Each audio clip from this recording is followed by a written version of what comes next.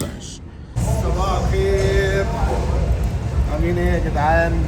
انا اتاخرت على البطل. يلا يا بطل نبتدي. النهارده عندنا ظهر. ما صورتش النهارده ولكن احاول اخلي فيديو النهارده مفيد برضه، فاتكلم عن حاجه مهمه في البيت.